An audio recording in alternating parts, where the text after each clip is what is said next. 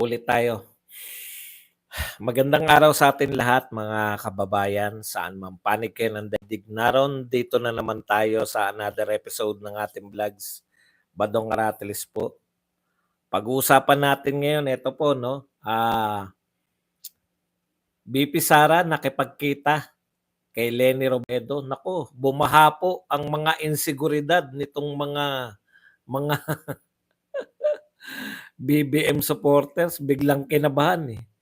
Alam po nila na ito po si Leni Robredo ang kanilang alam nila na one-on-one between sa mga BBM forces versus Duterte forces, hindi mananalo yung BBM. Kaya inaalay nila tong mga dilawan, yung mga rebelde. Alay nila, 'di ba? Ayun yung sinasabi natin eh. Tapos bigla nilang makikita na mas matindi pa reaksyon nila kaysa sa yung pamamahiya ni BP Sara sa pamamahiya ni BP Sara sa mga taga-Congress. Mas matindi pa yung reaksyon nila ng pagkikita ni Mantalang tayo wala lang sa atin, no? Sila takot na takot yung mga BBM.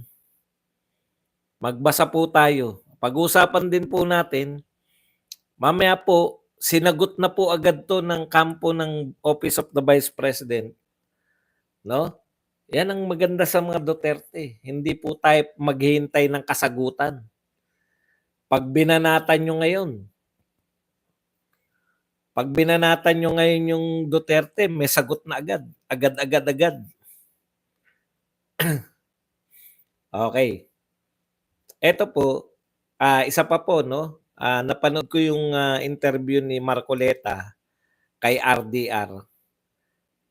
Maganda po itong kung hindi nyo pa napapanood, panoorin nyo pagkatapos nyo rito.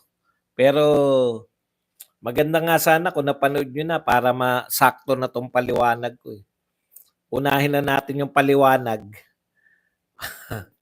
na mas mauunawaan nyo kung ano yung mga sinasabi ni Marcoleta ron. Iba talaga yung utak ng mama, no? Believe din talaga ako eh. Talagang kung tutusin pagkatapos ni Tatay Digong, dito na ako believe. Yung pala, natuklasan ko, no? Trial lawyer din pala to, si Marcoleta. Kaya alam niya po yung pasikot-sikot din ng batas. In-expose ko ni Marcoleta yung mga kamalian na ginagawa ngayon ng Senado at mga congressman na parang nagiging nakita natin yan kay Inday Bidak. Ayan. Parang nagiging anong tawag doon? Nagiging entertainment na lang. Pero maganda yung paliwanag ni Marcoleta mamaya po. Yan po mga pag-uusapan natin. Si Herrera rin, may na-expose na naman. Congressman Herrera. Tungkol po dito yung pagtatanong niya. Ewan ko kung baka nauna to eh. Kaya lang ngayon ko lang nakita tong video na to. Yan po mga pag-uusapan natin, pero bago yan, kung bago ka pa lang dito sa ating channel, mag-subscribe ka na. Dahil ito lang ang tayong channel na may kinikilingan, may pinapanigan, una sa balita, huli sa impormasyon, kaya ano pang hinihintay nyo? Pindot na, okay. Alam nyo po, pinagmamalaki po ng mga BBM supporter yan na kaalyado. Di ba? Mas si Leni, mas proud na proud pa sila pati sa Kongreso, Leni ng Leni, no? Si Leni walang budget, si Leni walang confidential yan, si Leni mabaho. Si Leni Uts. Okay. Ito po yung balita. Just in, former Vice President Leni Robredo through her spokesperson Barry Gutierrez confirms the meeting between her and Vice President Sara Duterte. While she was in Naga City for the Peña Francia Festival, VP Sara Duterte took the opportunity to visit me at my home. The conversation we had was personal and not political. Robredo said in a statement. Oh, ang linaw personal and not political. Okay, pero ito po ang mga reaksyon ng mga insecure na mga kapanalig ni Bongbong Marcos. Saywar versus the Marcoses, Lenny won't be fooled into joining their war. BP Lenny, don't go near the... Ay, ito pala mga sari-sari pong ano to, no? Maka-Lenny tsaka mga maka-Marcos. Yung mga maka-Lenny, ayaw nila no? Sabi nila, huwag kang papagamit dyan sa bratanela na yan. BP, don't go near the brat, no VP Lenny. Takot sila kasi alam nila, mahina sila. Tayo po, kahit sino kausap ni BP Sara, alam natin na hindi kayang impluwensyahan. Si Lenny, takot na takot yung mga maka-Lenny. Huwag ka lalapit dyan, baka ma-impluwensyahan. Bakit? Takot ba kayo na alam nyo na may kahinaan sa utak yung leader nyo? Getting into good terms with FB, former Vice President Lenny Robredo won't help her.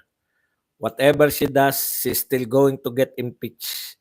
Wala namang problema sa impeachment Gusto nga namin mag-impeachment na Tinatansya po ng leader nyo, baka hindi nyo alam, tinatansya ng leader nyo kung yung impeachment ba ay lalo silang mapapasama o etc. Okay. Desperado na. Ito yung paulit-ulit ko nakikita Desperado na. Went without announcing in advance. Brat move. Desperado na raw si BP Sara. Quick, Madam BP, please teach me how to become a great, transparent, efficient Vice President with no corruption issues and with ability to live life with humility. Desperate move. Let's wait and see. Nagbabasa lang tayo ng mga komento sa pagkikita. Our Mama Lenny knows what to do. Di yan siya magsasabi ng sheminit. Ganito ginawa ko sa 125. Why not treat your own taste buds with potato corner harvest? Diyos ko, pati pala commercial na pala yung binabasa ko. Baka magtatapat na kung paano nandaya. To show face, to show to the Marcos that Dutertes and Robredo are in good terms, it's publicity stunt para akalain ng tao na magkaalyado na sila. Makulay ang mundo ni Lenny, hanap kaibigan, OMG. Sa bahay pa niya pinapasok. Patay na, inabot na yung SD cards. Nako, yung mga DDS shit trolls na windang, nag-iisip ng mga maipapost sa SOCMED. Wala po kaming pakailan. Alam po namin, laro po yan ni BP. Mas natataranta kayo, no? Mas pabor po yan sa mga Duterte. Sige, tarantahin nyo buhay nyo. Okay. Alam po ninyo, yung desperado yung gustong palabasin nila, kaya nakipagkita, desperate na no? Si Lenny nga nagsabi na walang politika, personal lang. Pero sinagot na rin po yan. Sa dami po na nagsasabi na humihingi na ng tulong. Ito pa sinabi nung isa, na sikat, medyo sikat na ano to When I find myself in times of trouble, Mama Lenny come to me. Kumanta pa. Desperado na. Sara Duterte reportedly meets with Lenny Robredo. Kakampink. Osak lolo daw. Ha ha ha.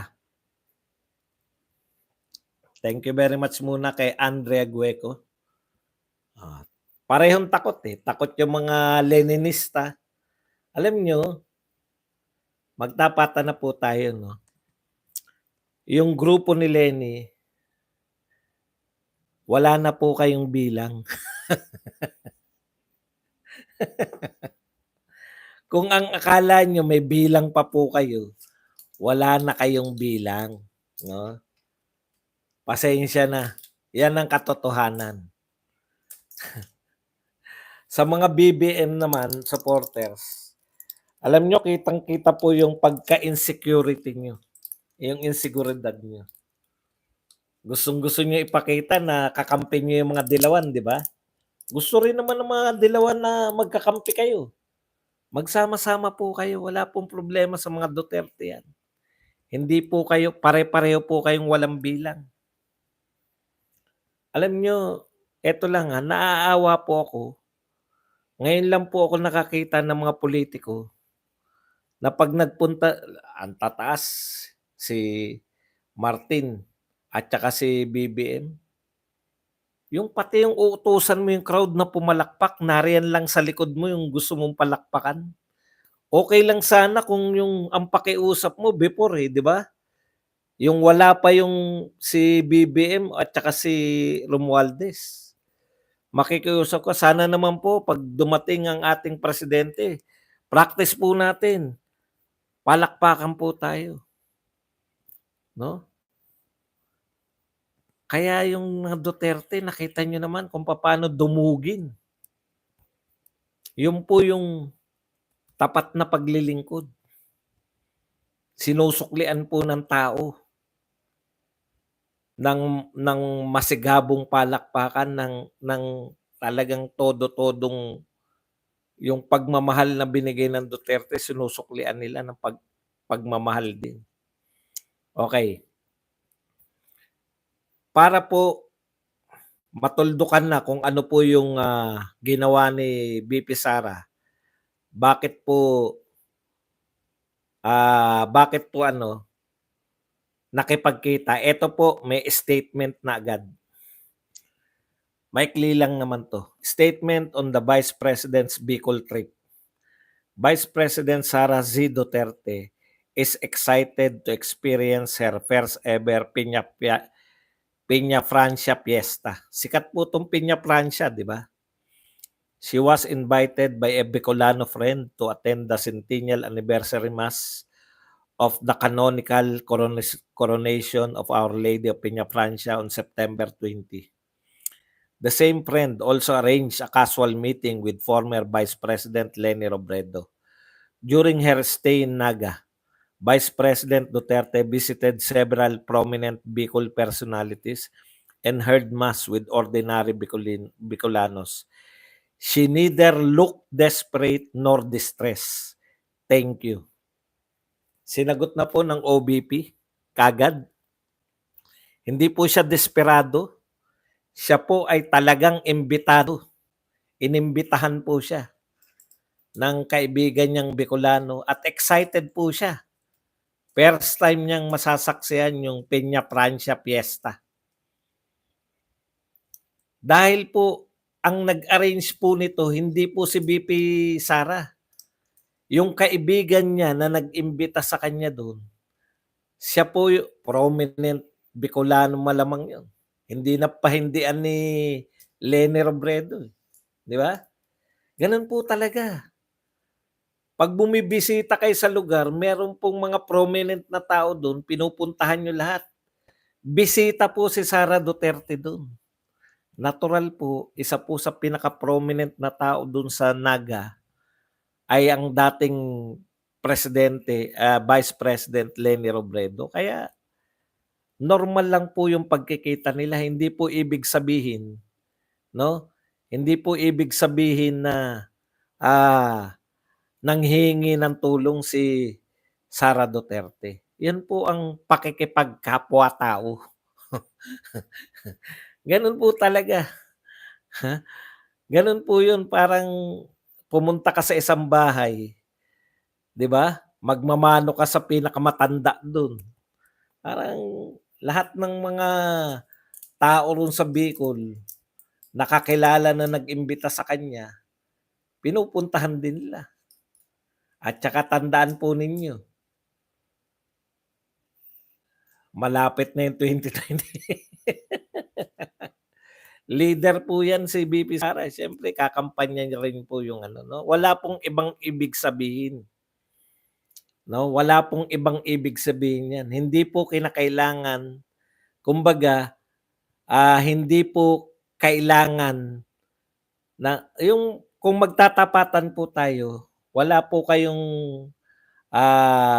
si Leni Robredo walang maiko-contribute personally, pero yung mga taga Bicol, makakapag-contribute ng boto yung mga taga Bicol, 'di ba? Gano'n talaga mga politiko, sabi nga sa inyo, eh. Matagal na sa pulitika yan sila VP Sara, kaya alam na alam po nila kung papaano makipag-alyansa, pero never kay Leni. Mga Bicolano, meron po siyang makikipag-alyansa po siya sa mga leaders diyan sa Bicol. Gano'n talaga ang mga leader, okey? Okey. Oh, sige, may nalalaman ka pang pupusit-pusit, Wala kaming anong wala kaming, panahon para kalingain kayo.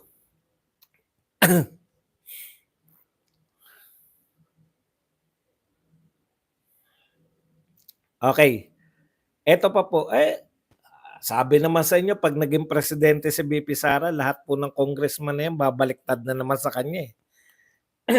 Ibig niyong sabihin hindi niya tatanggapin yan? Tatanggapin niya po yan. Gano'n talaga. Okey, punta na po tayo rito. Marami kanina nagsasabi, meron naman nagtatanong kanina habang nanonood ako nung PDP laban. Hindi naman ako nagtagal, yung pasilip-silip lang ako. May mga question dun sa mga comment. Bakit wala diyan si Attorney Vic Rodriguez? Bakit wala diyan si Trixie, Attorney Trixie, mga tanong na gano'n 'no. Bakit wala si Chavit Singson? PDP laban lang po 'yun 'no. Ah, Partido po 'yun, ay PDP lang po, hindi pala PDP laban, PDP na lang po. PDP lang po 'yun 'no. 'Pag tumakbo si Vic Rodriguez, magiging guest candidate po sila kasi hindi naman sila PDP. Yung PDP po partido 'yun. Si Chavit Singson may partido din 'yan. 'Pag tumakbo sila under ng, ni Duterte, ang tawag po sa kanila guest candidate. Magiging guest candidate po sila. Hindi, ang ibig ko sabihin wala dun yung 'di ba yung mga malalaking mukha dun, yun yung tinatanong nila, eh, bakit wala dun? Parang yun yung mga kandidato, eh, 'no? Parang pinapakita na baka yun yung ano na ang point po dun, ang akala nila hindi puwedeng maging kandidato. Puwede po silang okey po, ay itatama na po natin. Hindi po 'yan yung ibig ko sabihin. Yung ibig ko po sabihin, bakit wala po si Vic Rodriguez naroon pala, hindi ko naman nakita. Yung sa likod po 'di ba may mga malalaking mukha do'n, sila Baste, si Tatay Digong, si ano ang tinatanong nila bakit wala do'n, 'no, bakit wala do'n yung sa likod, sila Vic Rodriguez, si Rama naroon din 'di ba? Ayan po kasi, ang sinasagot ko po, PDP, PDP party po 'yun. Alam ko si Vic Rodriguez iba partido niyan, eh. 'Pag tumakbo po sila at inadapt sila, guest candidate po sila ni Tatay Digong. Malinaw po 'yun. Hindi necessarily naaanib sila sa PDP. Puwede silang partido pa rin nila pero tatakbo sila under ni kay Tatay Digong. Halimbawa si Marcoleta, tatakbo, 'di ba? Wala rin siya ro'n kasi hindi naman siya PDP. Ano ba si Marcoleta? Ano yung ano ni Marcoleta, yung party niya, may sarili siyang party. Puwede siyang patakbuhin. 'Pag pinasok siya ro'n, guest candidate or, ina-adapt siya. Puwede silang i-adapt, puwede ring hindi, pero susuportahan ni Tatay Digong, gano'n po 'yun, eh, sa GIP. Hindi po siya PDP kaya wala siya ro'n. Pero puwede siyang i-adapt na candidate. Okey na po, malinaw? Ayun. So, 'yun yung ibig natin sabihin. Kaya 'wag po kayong mapanghinaan kung hindi niyo po nakita yung mukha na dun sa malalaki. Hindi niyo makita yung mukha dun nung mga gusto niyong tumakbo, Tapos yung mga ayaw niyo na kasi marami na pong sinuportahan si Pangulong Duterte na hindi naman niya kapartido. Hindi lang po PDP ang sinusuportahan niya. Malinaw po 'yan, Okey, punta na po tayo rito. Kay Marcoleta. Alam niyo ang ganda ng paliwanag ni Marcoleta. Hindi lang iba talaga yung ano, eh, 'no, iba talaga sa mga paliwanag pa lang alam mo na kaagad na may gagawin, eh, 'pag nanalong senador, eh. Kasi pinapaliwanag niya, una lang naging usapan, bakit hindi pumapasok yung foreign investor sa Pilipinas? Napakasimple lang ng paliwanag, 'di ba? Actually sinasabi na natin 'yan, kaya lang mas magaling talaga magpaliwanag yung diyan ako aminado, eh, 'no? Mas magaling talaga magpaliwanag sila Marcoleta, eh, kaysa kay Badong. Nakukuha niyo? Madali siguro kung intindihin pero nakabatay kasi sa batas, eh. Siyempre tayo madali ko lang mapapaunawa sa inyo, yun siguro yung papel ko sa buhay, eh. Yung mahihirap na konsepto ng politika, kaya nating pababain para mas maunawaan ng mas nakakarami, okey. Pero ang gusto ko kay Marcoleta, yung nilalaman ng batas nauunawaan natin. Ay wala na, matagal na pong binasura si Tol. Matagal na po na maalam, matagal na po. Si Tolentino po do'n na po sa partido sa ano ni Marcos tatakbo. Okey, balikan natin. Unang bahagi nung interview niyo kay RDR, lagi ko nakikita yung RDR na 'yan sa pampayaman 'yan, 'di ba? Unang mga punto niya, bakit hindi pumapasok yung bakit hindi yung mayaman ng Pilipinas walang foreign investors gaano? Mahal ang kuryente, traffic, 'di ba? Ano pa ba yung mga sinabi? Punuan niyo na lang, mahal ang kuryente, traffic, mahal ang, ah, bakit mahirap ang Pilipino yata yung tanong nila. Mahal ang kuryente, traffic, mahal ang bilihin, bakit mahal ang bilihin, sa hoarders, et cetera, et cetera. So ang daming problema ng Pilipinas. Tax ba? Parang hindi ko narinig yung tax dun, eh. Marami siyang sinabi pero yun, eh, yung maling paggamit ng mga lupain, mahal ang internet, mahal ang internet pero mabagal. Okey. Worst airport, 'yan tama 'yan. So, understandable 'yun, 'di ba? Ngayon ang question dun, ano yung ginagawa ng estado?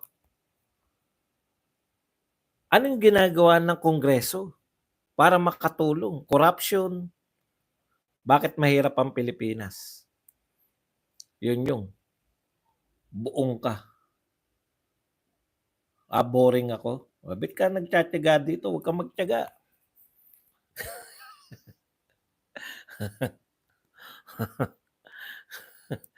Okay. Eto po, ano yun natin 'no, yung isa-isahin okey na 'yan, understandable 'yan, simple lang yung sinabi niya, eh, 'no.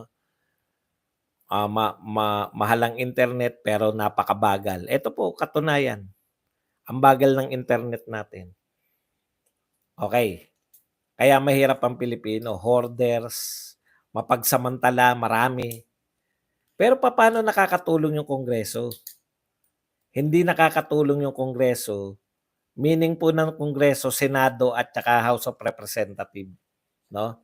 Dalawa po kasi yung Congress, eh, Senate and House of Representative. Bakit po? Kasi masyadong abala yung Senado at tsaka yung HOR sa hindi nila trabaho, lalo na po yung Senado. Hindi naman nila trabaho yung maging korte. Nakita niyo matagal na natin sinasabi 'yan, eh. Kaya lang yung 'pag si Marcoleta nagsalita, may mga batas siyang pinagbabatayan. Tayo, alam natin yun in principle, 'no? Kaya hindi lang natin ma-cite yung batas. Ngayon, ang dapat palang trabaho nilang mga senador, Kayo yung oversight committee na lagi natin naririnig, yun po yung ibig sabihin ng oversight committee, 'no? Papaano yung mga batas, papaano niyo mare-review 'tong ginagawa ng gobyerno, makakatulong yung mga batas ninyo para mapaunlad ng Pilipinas. Yun po pala ang pangunahin dapat pinagkakaabalahan ng mga senador at mga congressman. Halimbawa, internet, papaano mapapababa sa pamamagitan ng pagbabatas yung internet? Ibig sabihin, itong lahat ng ginagawa nila na-e-entertain lang tayo. Entertainment lang. Binigyan niya ng halimbawa si Alice Go. Di niyo na trabaho yan si Alice Go eh. Kung may kasalanan daw si Alice Go, okay makulong. Pero hindi trabaho ng Senado yan. Dapat yung investigation in aid of legislation, bakit mo iimbestigahan si Alice Go? Ano yung gagawin mong batas? Kaya mo iniimbestigahan si Alice Go. Hindi mo iimbestigahan si Alice Go para maghanap ka ng mga ebidensya laban kay Alice Go. Ang nangyayari po ngayon, parang nagiging korte yung Senado, pati yung House of Representatives. Gusto nilang magdeklara yata na guilty si Alice Go. Hindi po nila trabaho yun. Ang trabaho nila, come up ng mga dalawa po ang pangunahing trabaho nila. Mag-come up kayo ng batas dyan sa iniimbestigahan nyo. Ikalawa, pag may nakikita kayong problema, bakit may problema? Binadgetan nyo yung binadgetan nyo yung baha. May problema ang baha, binadgetan nyo yung baha. Alamin nyo kung bakit may budget na nga, flood control na nga, hindi pa rin effective. Yun po pala yung oversight function. Nagbigay na kami ng budget, bakit may baha pa rin? Yan po yung pagkaabalan nyo. At makikita po nila kasi, kaya hindi to ginagawa ng mga congressman at senador, lalabas na kasalanan nila. Bahagi sila ng problema. Hindi sila solusyon. Ang ganda po talaga eh. Kaya kung may problema sa Pilipinas, yun dapat yung inuunan yun dapat yung laman ng mga pinag-uusapan sa Kongreso. Kaya lang, bakit nga hindi yun ang pinag-uusapan? Walang entertainment value. Ang gusto nila, magbida-bida mga senador, mga congressman, sumikat. Tayo na-attain nila, sumisikat sila. At what expense? Mataas pa rin yung presyo ng bilihin. Tama yan eh. Ngayon, sa atin, no? Tayo na ngayon. Ito na yung sa atin, yung take natin yan sa pagkaunawa natin. So, ibig sabihin, ayon sa sinabi ni Marcoleta, ito naman yung take natin, kung umiiral pa rin po yung mga problema na to, hindi nyo po nagagampanan yung trabaho nyo. O wag muna yung mga mahihirap, yung simple muna. Baha. Ang oversight committee nyo dapat, matagal ko nang sinasabi rin to, tignan nyo kung saan napunta yung pondo nyo. Naglagay kayo ng pondo 1.4 billion pesos a day. Ayaw nyo silipin kung bakit may baha pa rin. Ano sabi ni Marcoleta at saka nung kausap niya? Baka pag sinilip nila, bumalik sa kanila eh. Baka pag inimbestigahan nila, sarili nila iniimbestigahan nila. Yun yung nakakatakot doon. Paano mo iimbestigahan yung sarili mo? So simple lang po. Kung ayaw nyong imbestigahan kung bakit may problema, baka kasama kayo ron sa gumawa ng problema. Tanong, kasama ba yung mga congressman dyan? Sa pagbaha ng pera sa ano sabi nung, may nabasa po ako rito, yung mga taga Cordillera, sumusuko na raw sa kabibigay. Nagsumbong kay Mayor Magalong. Suko na sila sa kabibigay sa yung mga taga Cordillera. Sa kabibigay sa mga politiko ng tongpats. Patong hanggang 70% Grabe. Ang tanong, sa Cordillera lang ba nagaganap 'yan? Bakit panay ang proyekto ng DPWH, panay mga flood control? Magulo po ba ako? Sige, okey lang po 'yan. Kaya nga may question and answer. 'Pag hindi po kayo makaunawa, magtanong lang po kayo mamaya. Alam ko hindi ako magulo, eh. Baka baka ano lang po tayo, medyo, hindi lang po sink in ng ating mga utak. Puwede po kayong magtanong mamaya. Malapit na po ang panahon ng pagtatanong. Okey. Ang ibig sabihin, mga kapatid, yung trabaho nila Senado at Kongreso, House of Representative, dapat yung ginagawa nila kung sila man mag-iimbestiga, lulutas yan sa problema. Kaya nga sinabi, hindi po dapat buwagin. Dapat magtrabaho lang sila na naayon. Mahilig kayong buwagin ng Kongreso. Pag binuwag po yan, di lahat ng gagawin ni Marcos wala nang sisita sa kanya. Kayo naman, no? Hindi mas masaya pa si Marcos. Wala nang check and balance po yung Kongreso, eh. Ang point ko po dito ganito, makinig lang po kayo, no? Tama yung sinasabi ni VP Sara. Ang sinasabi ni VP Sara, bakit ako ang pinoproblema nyo, hindi naman ako ang problema ng Pilipinas? Kasi nga, ang dapat nilang pinag-uusapan yung problema ng Pilipinas. Yun yung pinakamensahe ni Marcoleta. Kung may problema tayo sa baha, inalimbawa niya ngayon baha, Ondoy tsaka tong si Karina. Kung may problema tayo sa baha at meron kayong binibigay ng budget, bakit hindi nyo yan yung imbestigahan nyo? Saan napunta? Ang sinasabi nga ni Marcoleta, inulit ko lang at may naguguluhan, ang sinasabi ni Marcoleta at saka nung kausap niya, baka kaya ayaw mag-imbestiga ng mga to, baka bumalik sa kanila yung investigasyon. Di ba? Sino ba yung nanghihingi ng mga patong dyan? Huwag na nating sabihin sila. Okay. Kung mataas ang presyo ng bilihin, hindi nyo dapat inuuna si Alice Go, si Cassie Ong.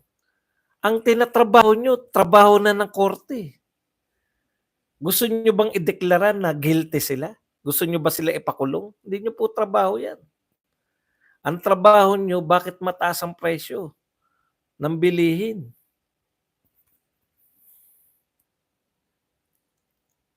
Pasensya na kayo, ha. Gandang-ganda ako sa topic. Kung hindi po kayo, kung gulong-gulo po kayo, magtanong na lang kayo. Baka hindi ko rin po naipaliwanag ng maayos. Magtanong lang po kayo. Okay? Ano pa ba? Yun po, eh. Kaya hindi po nakakasunod yung mga congressman at mga senador kasi ang pangunahin nilang kagustuhan, entertainment. No? Walang entertainment value, eh. Pag pinag-usapan nyo papaano yung mga sibuyas ay hindi magmamahal, papaanong hindi magmamahal yung bigas. Walang entertainment value.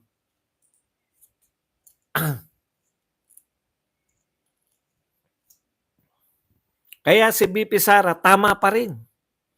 Hindi naman si Sara Duterte ang problema ng Pilipinas. Bakit ako ang inuunan yung pag-usapan? Nasa COA na nga, eh. Wala naman silang magagawa dun. Hindi naman nila pwedeng kalkalin yung COA na itama, unahan pa nila yung COA. Hindi nila pwedeng unahan ng COA.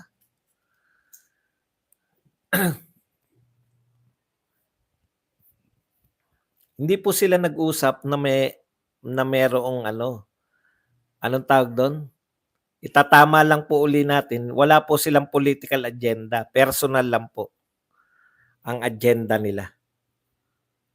Parang si Amy tsaka si Sara Duterte, sa tingin nyo ba, nag-uusap pa ng politika yan? Personal lang. Ganda ng suot mo ngayon, ikaw din maganda rin suot mo. Sa tingin mo ba nagbibigay ng plano niya si Sara Duterte kay Imee Marcos? Eh, yung termino nga ni Sara ang sabi nga ni Sara Duterte, "Hindi ako sanay na humingi ng tulong. Kaya ko 'yan."